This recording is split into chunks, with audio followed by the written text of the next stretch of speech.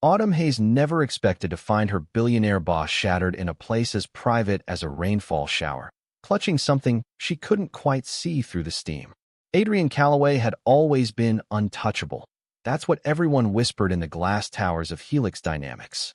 Ice water in his veins, they said. A man who could close billion-dollar acquisitions without blinking and destroy careers with nothing more than calculated silence. Before we jump back in, tell us where you're tuning in from. And if this story touches you, make sure you're subscribed, because tomorrow, I've saved something extra special for you. Autumn had been his executive assistant for 14 months, and in all that time, she had never seen him falter. Not once.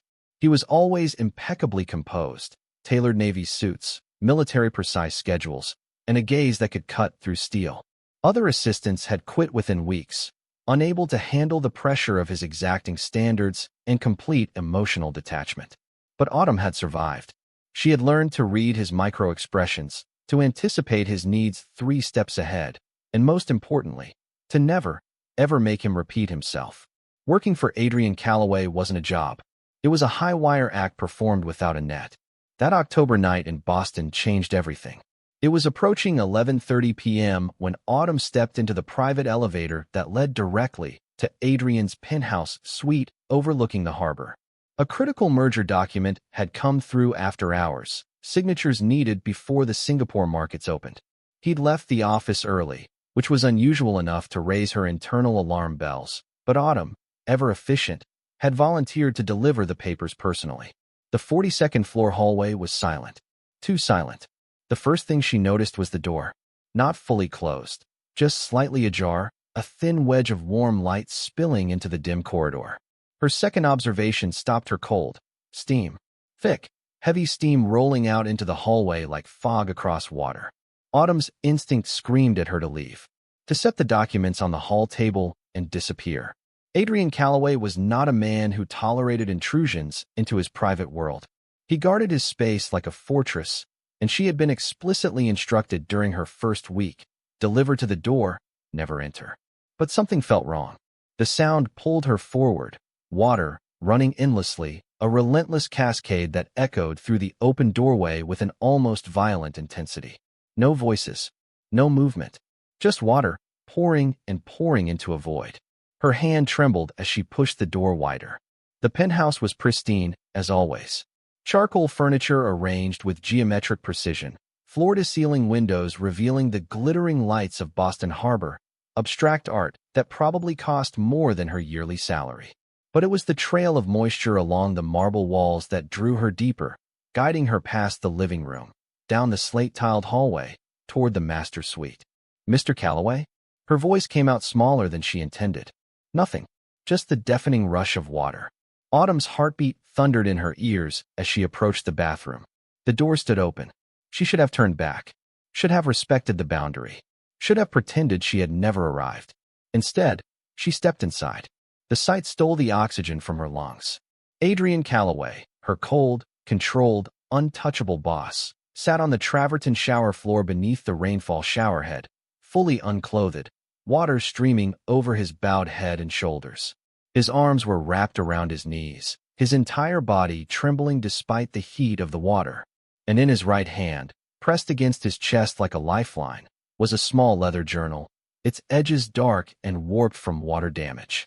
His face was hidden in his palm, but she could see his chest rising and falling in shallow, broken rhythms. She could hear it now beneath the water, the sound of a man crying like the world had ended. Autumn froze. Every professional instinct told her to vanish, to seal this moment away and never speak of it. But she couldn't move, couldn't look away, couldn't reconcile the man she'd worked for, the fortress of control and precision, with the broken figure in front of her. Then he looked up. Their eyes locked. His were bloodshot, raw, flooded with something between devastation and rage. She saw shame there, and beneath it, something even more terrifying, a silent plea that she pretend this had never happened. "Get out." His voice was a hoarse rasp, strangled and barely recognizable. Autumn stumbled backward, her breath catching, her hands shaking as she pulled the door closed behind her. She fled the penthouse, fled the building, fled into the cold October night. But she couldn't flee the image burned into her mind. The image of Adrian Calloway, stripped of every defense, holding on to something she didn't understand but knew, with chilling certainty, had destroyed him.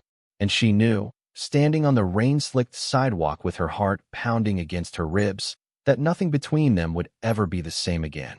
Preparing and narrating this story took us a lot of time, so if you are enjoying it, subscribe to our channel. It means a lot to us. Now back to the story. Autumn Hayes had built her entire life on the principle of being underestimated and then proving people wrong. She hadn't come from wealth or privilege. Her mother had worked double shifts as a nurse in Providence, Rhode Island, and her father had left before she was old enough to remember his face. Growing up, Autumn learned quickly that the world didn't hand out opportunities to girls from her neighborhood. You had to take them, force them open with sheer determination and relentless work ethic. She'd put herself through Boston University on scholarships and night shifts at a downtown coffee shop, graduating with honors in business administration. Landing the executive assistant position at Helix Dynamics had felt like winning the lottery. The tech conglomerate specialized in renewable energy infrastructure and had revolutionized how cities managed power grids. Adrian Calloway, its founder and CEO, was lauded as a genius in financial magazines and feared as a tyrant behind closed doors. 14 months into the job, Autumn still wasn't sure which reputation was more accurate. Maybe both. Helix Dynamics occupied 3 floors of a gleaming steel tower in Boston's financial district. The executive level, Adrian's domain, was a study in minimalist control. Glass walls, reclaimed wood accents, and technology so advanced it felt like working inside the future. Everything operated with precision. No clutter, no inefficiency, no room for human error. Adrian himself was the embodiment of that philosophy. At 36, he had built Helix from a college dorm room idea into a multi-billion-dollar empire. He was tall, sharp-featured, with dark hair always perfectly styled and eyes the color of winter storms, gray, cold, unreadable.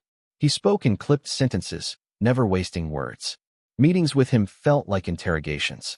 If you hesitated, stumbled over data, or arrived unprepared, his silence alone could make you want to resign on the spot. The staff called him the algorithm when they thought he couldn't hear. Cold, calculating, emotionless. Autumn had never feared him the way others did, though she respected the danger he represented. She'd dealt with difficult men before, professors who'd dismissed her, landlords who'd tried to intimidate her, managers who'd underestimated her. Adrian Calloway was just another test, and Autumn Hayes didn't fail tests. She had learned his patterns within the first month. He arrived at 7:15 a.m. every morning, black coffee in hand, and went straight to his corner office without acknowledging anyone. He read the Wall Street Journal on his tablet during his first 30 minutes, took calls from international offices before 9 a.m., and held internal meetings with department heads precisely at 10:30 on Tuesdays and Thursdays. His lunch was always the same: grilled chicken, steamed vegetables, no sauce. He never left before 8 p.m. His life seemed to exist entirely within those glass walls. No photos on his desk, no personal calls, no mentions of family, friends, or anyone outside the business. Autumn had been to his penthouse twice before that terrible October night. Once to retrieve a forgotten laptop, once to drop off confidential patent documents. Both times, she'd been instructed to leave everything at the entrance and not enter. That world of rigid control made what she'd witnessed in the shower even more impossible to process. The morning after, Autumn arrived at the office with her stomach in knots. She'd barely slept, the image of Adrian's broken form haunting every time she closed her eyes. She didn't know what to expect: an awkward confrontation, a termination, stony silence. What she got was worse: nothing. Adrian arrived at 7:15 a.m. exactly, as always. Navy suit, perfectly pressed. Silver watch catching the light. Black coffee in hand. He walked past her desk without a glance, his expression carved from marble, and disappeared into his office. At 8:30, her intercom buzzed. Autumn. Conference room. 10 minutes. Bring the Morrison files. His voice was steady, controlled, completely devoid of emotion. As if last night had never happened. As if she hadn't seen him naked and sobbing on a shower floor. As if the entire world hadn't shifted on its axis. Autumn's hands trembled as she gathered the files. Throughout the day, he issued commands without looking directly at her. His tone was colder than usual, if that was even possible. Each instruction was delivered with surgical precision, each interaction stripped down to absolute necessity. He'd rebuilt his walls overnight, and they were higher, thicker, more impenetrable than before. She told herself this was better. Whatever she'd witnessed was none of her business. Adrian Calloway's private pain wasn't her concern. She was his assistant, not his confidant. But something inside her refused to let it go. She found herself watching him during the afternoon budget meeting, noticing things she'd previously dismissed as quirks. The way his jaw clenched when the CFO presented quarterly projections. The shadows beneath his eyes that no amount of expensive concealer could hide. The way his fingers tapped against his thigh when he thought no one was looking. A rhythm that seemed anxious, almost desperate. She'd always cataloged his habits as data points to anticipate his needs. Now they felt like symptoms of something deeper. Wounds hidden beneath expensive fabric and carefully constructed composure. By the time 8 p.m. rolled around and the office emptied, Autumn remained at her desk, pretending to organize next week's schedule. In reality, she was trying to make sense of the impossible. Adrian Calloway wasn't made of ice. He was made of pain, and she'd seen the part of him no one was ever supposed to see. The shift began so subtly that Autumn almost missed it. 3 days after the shower incident, Adrian called her into his office to review the quarterly sustainability report. She expected the usual rapid-fire questions, the terse corrections, the dismissive nod when he was finished with her. Instead, he paused midway through the presentation and said something that made her pen stop moving. Your analysis on the offshore wind project was sharper than what the engineering team provided. How did you catch the cost overrun before they did? Autumn blinked, uncertain whether this was a trap. I cross-referenced the vendor contracts with the timeline projections. The numbers didn't align. He studied her for a long moment, his gray eyes unreadable. Then he nodded slowly. Good instinct. It wasn't praise exactly, but coming from Adrian Calloway, it felt monumental. The following week, she noticed he no longer barked instructions at her from behind his desk. He would walk to her workspace instead, stand beside her rather than loom over her, and his voice, still clipped and precise, had lost its sharp edge. The commands became requests. The criticism became questions. One evening, as most of the staff had already left, Autumn was compiling data for an investor presentation when Adrian emerged from his office carrying 2 cups of coffee. He set one on her desk without a word and returned to his office. She stared at the cup, steam curling upward, and felt something shift in her chest. He had never brought her coffee before. She had always brought it to him. That small gesture opened a door neither of them seemed able to close. Late nights became their new normal. The office would empty, the city lights would flicker to life beyond the windows, and somehow they would end up in the same space. Working, yes, but also talking in the margins between spreadsheets and strategy documents. Adrian asked questions she never expected. Where had she grown up? What had made her choose business over other fields? Did she miss Providence? At first, Autumn answered carefully, treating each question like a potential minefield. But when he responded by mentioning that he'd taught himself coding at age 12 because his parents had refused to pay for computer camp, she realized this wasn't an interrogation. It was connection. One night, she found him standing by the floor-to-ceiling windows, staring out at the harbor where cargo ships moved like slow constellations across dark water. She'd brought him the revised contract terms for the Singapore deal, but instead of taking the folder, he spoke without turning around. Do you think people can outrun their past, or does it always catch up? Autumn set the folder on the nearest table. I think we carry it with us whether we want to or not. The question is whether we let it define us, or just inform us. He turned then, his expression unreadable, but his eyes less guarded than she'd ever seen them. And which do you choose? Inform, she said quietly. I can't change where I came from, but I can decide where I'm going. Something flickered across his face, recognition, maybe, or longing. He nodded once, then took the folder from the table, but his fingers brushed against hers in the exchange. The touch lasted only a second, but it sent electricity down her spine. Neither of them acknowledged it. The boundaries continued to blur. He started arriving at her desk in the mornings, not to issue orders, but to ask how her evening had been. She noticed he'd removed his wedding ring. Wait, had he always worn one? She realized with a jolt that she'd never noticed before, because she'd never looked closely enough. Now she couldn't stop looking. One Thursday afternoon, after a brutal meeting with the board, Adrian returned to his office and closed the door. Autumn heard the unmistakable sound of glass hitting a wall. She hesitated only a moment before entering without knocking. He stood with his back to her, shoulders rigid, hands braced against his desk. A water glass lay shattered near the bookshelf. "I'm fine," he said before she could speak. "Just leave it. You're bleeding." He glanced down at his hand where a thin line of red traced across his palm. He looked at it like he hadn't even felt it. Autumn walked to his private bathroom, found the first aid kit she'd restocked last month, and returned. She didn't ask permission.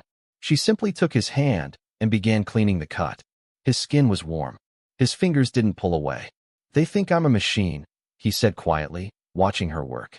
"Incapable of feeling anything." "You're not," she replied, pressing gauze against the cut. "How do you know?" She looked up, meeting his eyes. "Because machines don't bleed." For the first time since she'd known him, Adrian Calloway smiled. Not the corporate smile he used in press photos. A real one, small, sad, and achingly human. That night, as she gathered her things to leave, he called her name from across the office. "Autumn." She turned. "Thank you. For that night. For not." He trailed off, searching for words. "For not running." She held his gaze. "I'm still here, aren't I?"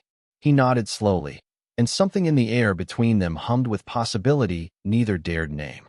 The truth came on a rainy November evening, 3 weeks after the night that had started everything.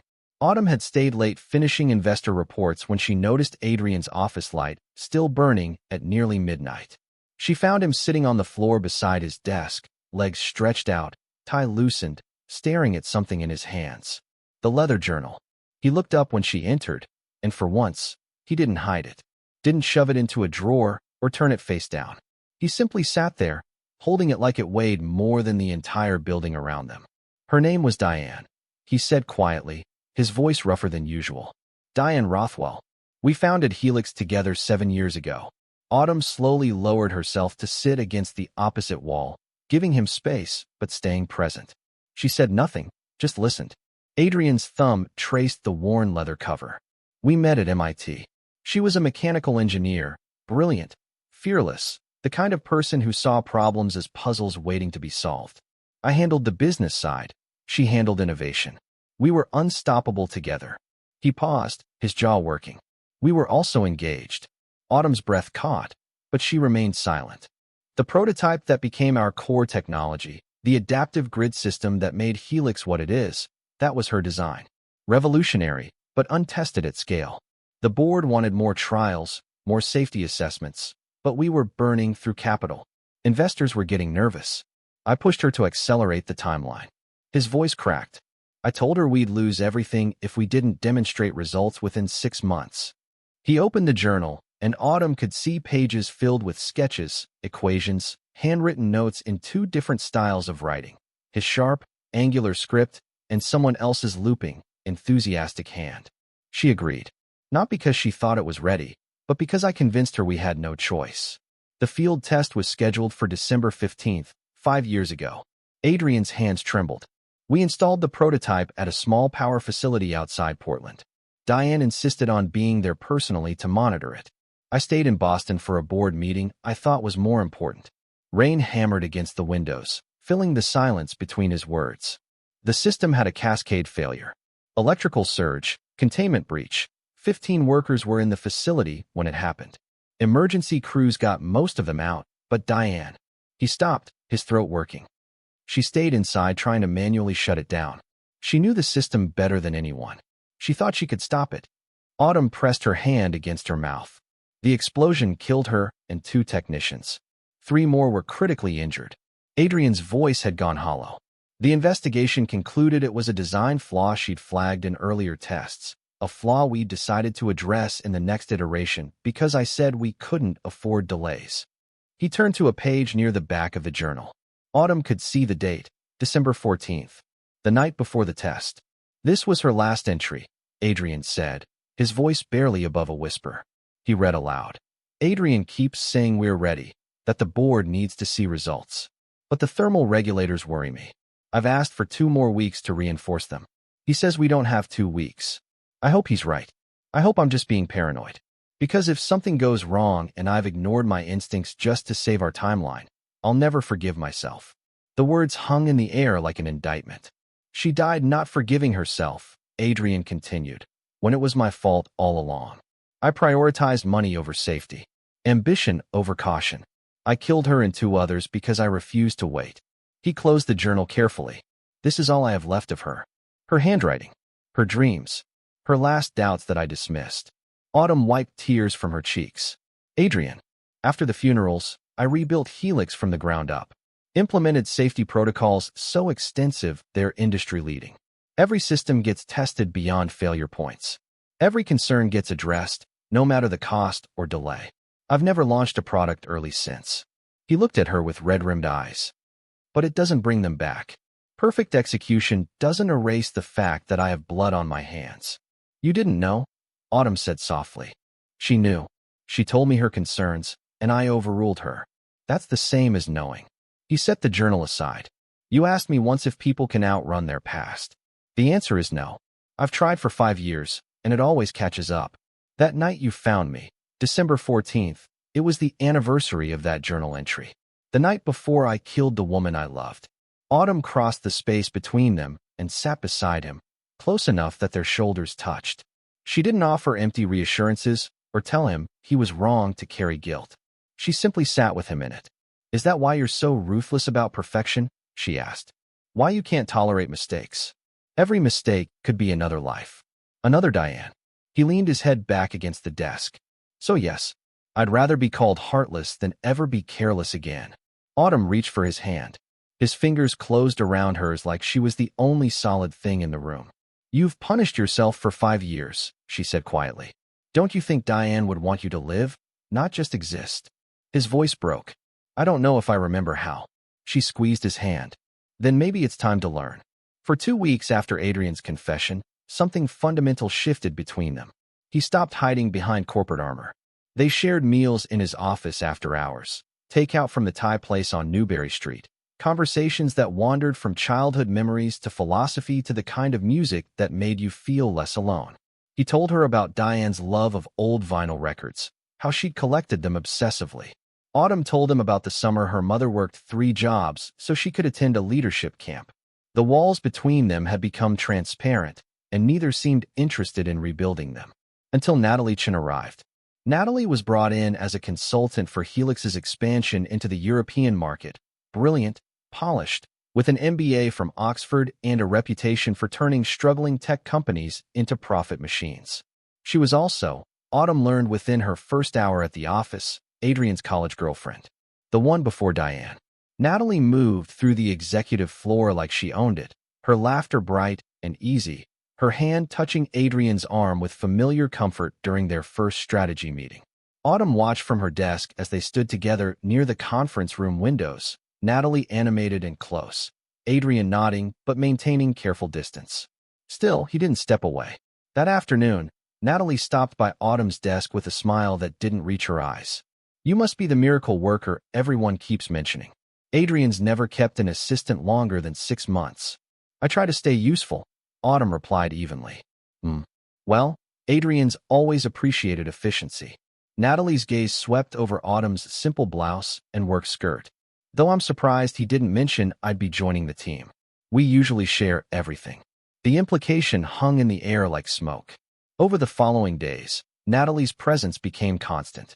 She sat in on meetings Autumn used to attend alone with Adrian.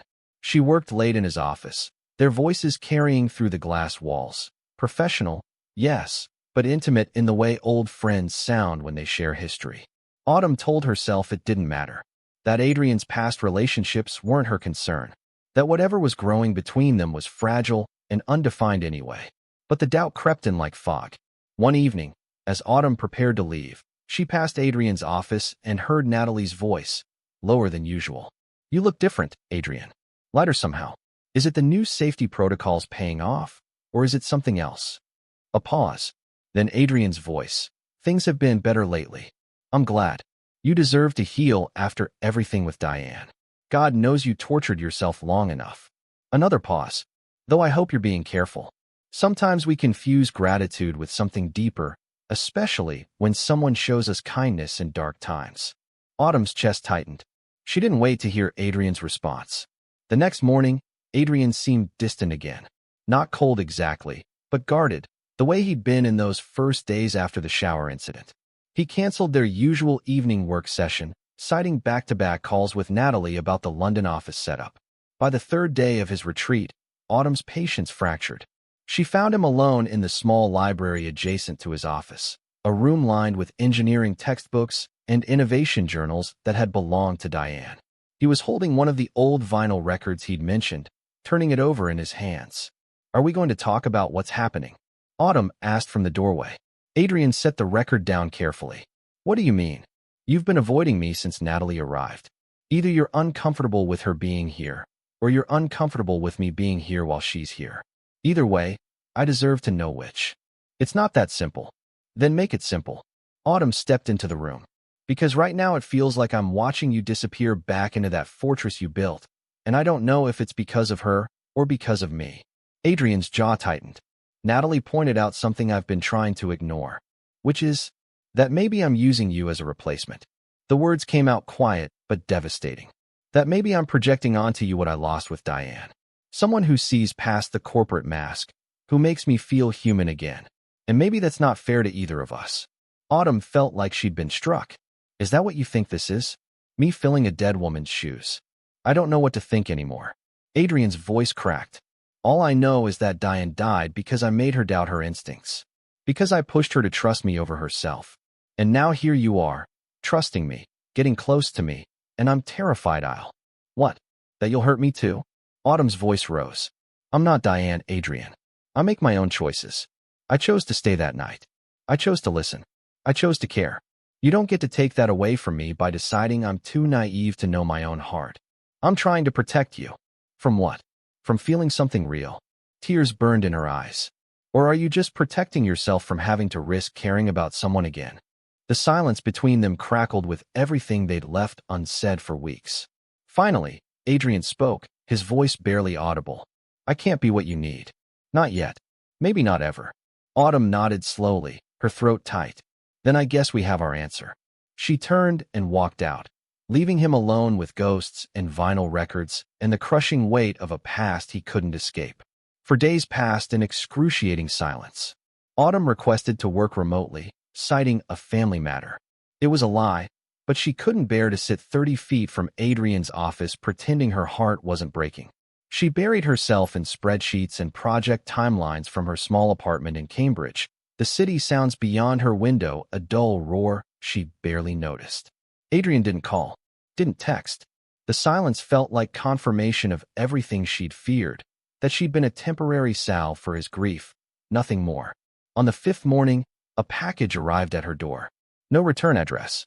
Inside, wrapped in plain brown paper, was a vinyl record, Billie Holiday, Lady in Satin.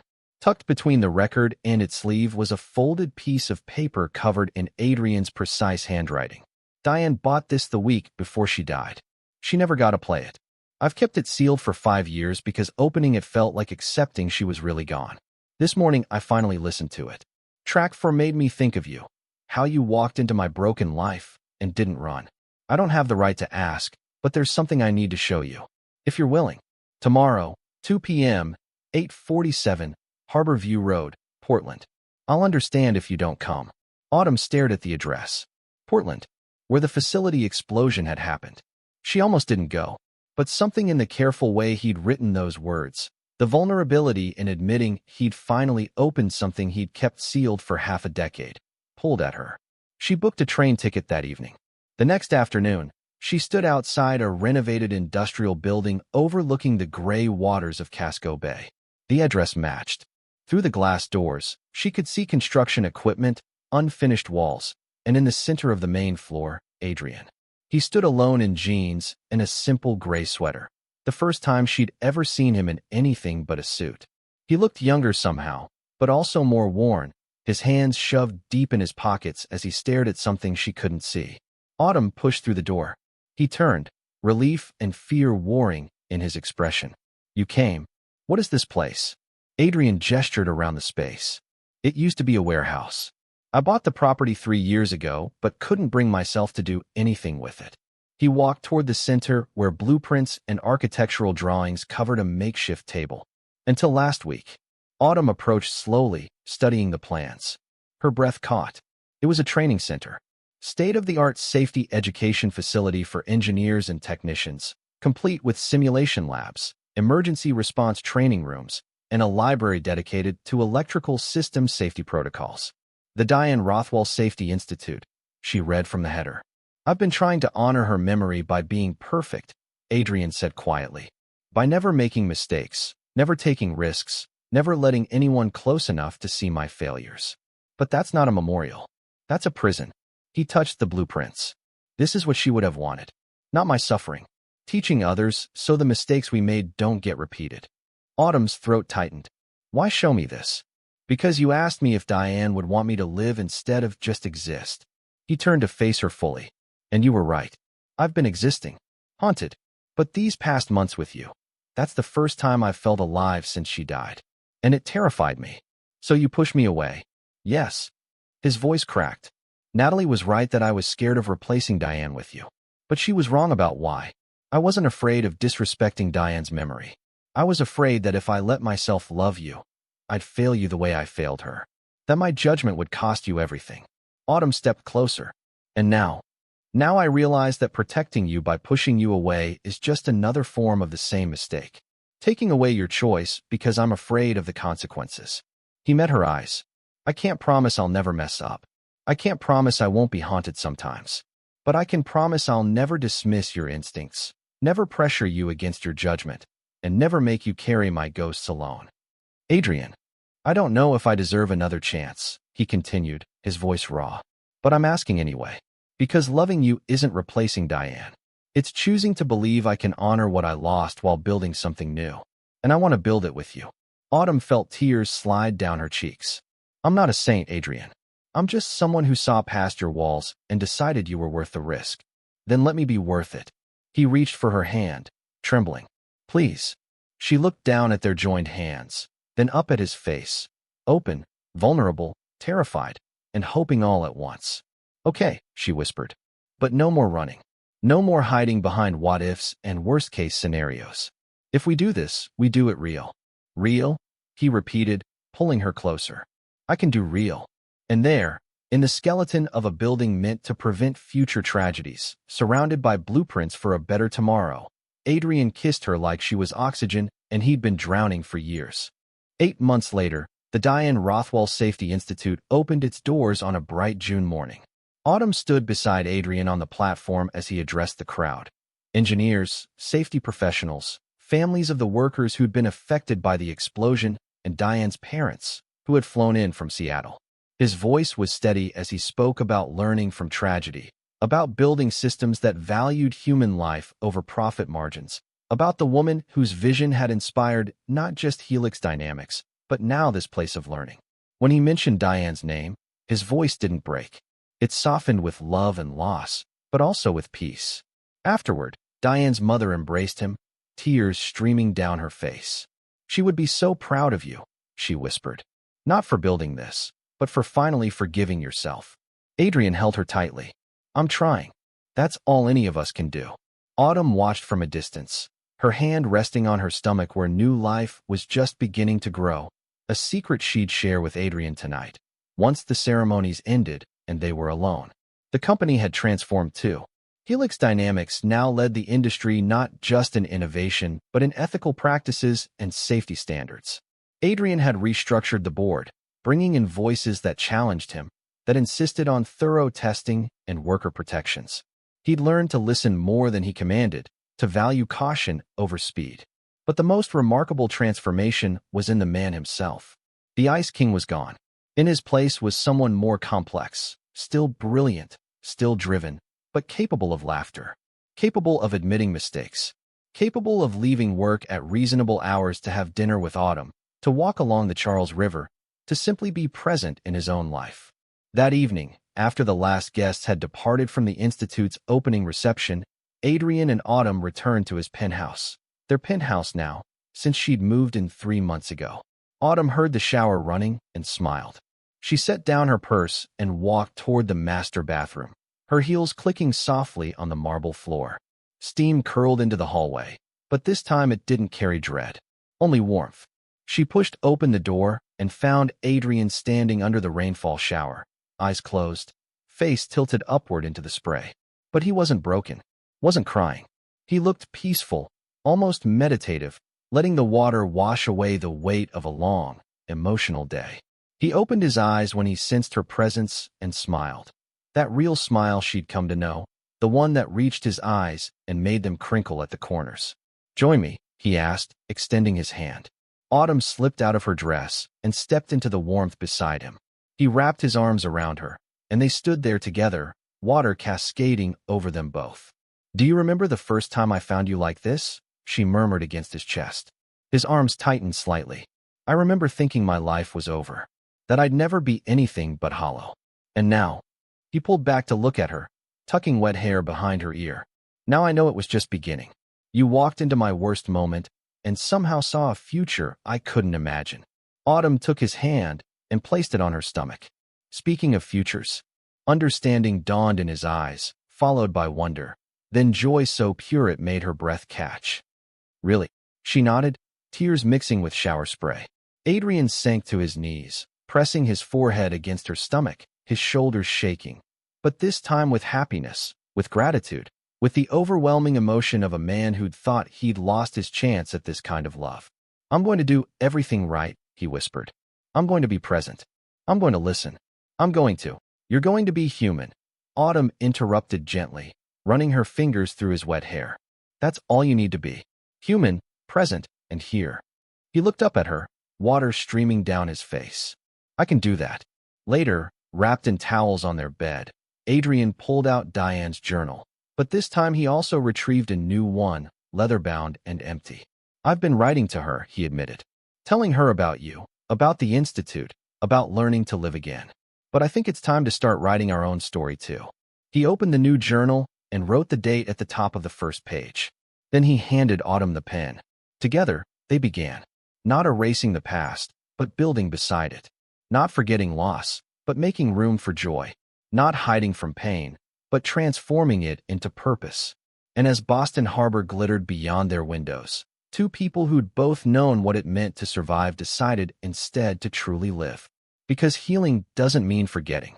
It means choosing to build something beautiful from the broken pieces. It means believing that the worst moment of your life doesn't have to define every moment after. Sometimes love doesn't fix everything, but it can give you a reason to fix yourself. Up next, you've got two more standout stories right on your screen. If this one hits the mark, you won't want to pass these up. Just click and check them out. And don't forget to like, subscribe, and turn on the notification bell so you don't miss any upload from us.